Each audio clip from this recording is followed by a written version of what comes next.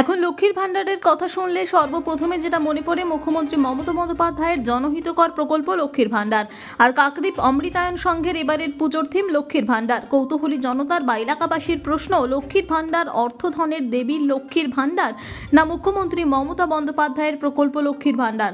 আর এই প্রশ্নের উত্তর খুঁজতে দক্ষিণ 24 পরগনা জেলার কাকদ্বীপ পাকাপোল সংলগ্ন এলাকার অমৃতা অ্যান্ড সংঘের 401 বছরের পুজোর দুর্গোৎসবের প্রায় 5000 বাঁশ দিয়ে তৈরি দুর্গা মণ্ডপ দর্শন করতেই হবে।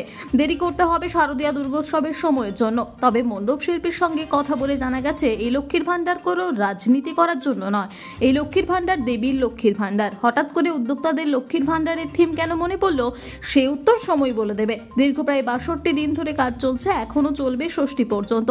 হাজার হাজার বাঁশ, বিভিন্ন থার্মোকল, কাঠের বাতাম দিয়ে তৈরি হচ্ছে মণ্ডপ। আপনারা দেখছেন সংবাদ শিরোনাম।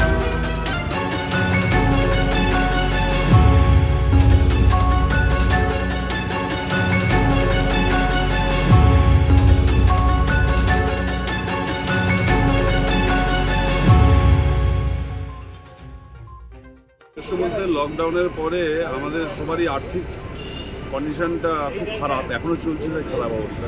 তার মনে হলো যে মা যদি লক্ষ্মী ভাণ্ডারে আসে, মা যদি নতুন রূপে আমাদের আর্থিক সংকটটা দূর হয়, সেই হিসেবে আমার এই লক্ষ্মী ভাণ্ডারের লক্ষ্মী ঠাকুরের ভাণ্ডারটা করছে মণ্ডপ। তার সঙ্গে সঙ্গে ওই কারুকার্য থাকবে, লক্ষ্মী ভাণ্ডারে যেগুলো থাকে, সোনা দানা যেগুলো থাকে, লক্ষ্মী ভাণ্ডারে তো আমরা টাকা পয়সাই দিই, এই টাকা পয়সা দিয়ে কনসেপ্ট দিয়ে ডেকোরেশন করা। মানুষের সামনে এটা ভালোটাই আমাদের, আমরা তো দীর্ঘ আজকে 7-8 বছর বিশ্ব বাংলা সাত সম্মান পেয়ে আসছি। তো এবছরও আমাদের আশা সেই যোগ্যতায় আমরা পুজোটাকে তুলে ধরছি, আশা করি। প্রত্যেক বছর এই প্যান্ডেলটা দারুণ করে, বা প্রত্যেক বছর বিগত বছর ফার্স্ট হয়ে আসছে।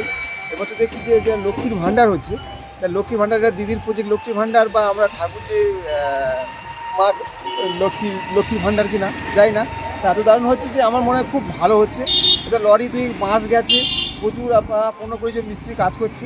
আশা করি এবছর অমিতার সঙ্গে ফার্স্ট ঠাকুর বা তোমার প্যান্ডেলে ফার্স্ট হবে।